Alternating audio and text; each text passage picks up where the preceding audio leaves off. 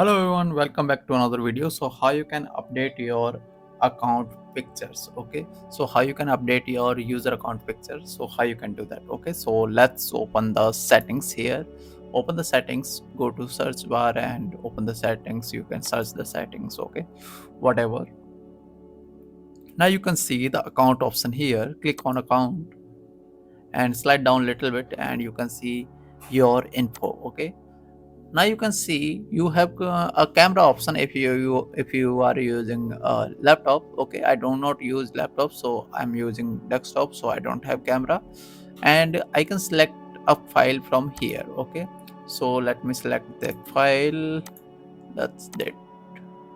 And now you can see I have updated my profile pictures. Okay, and now you can see here, you can see profile, and here you can see my profile.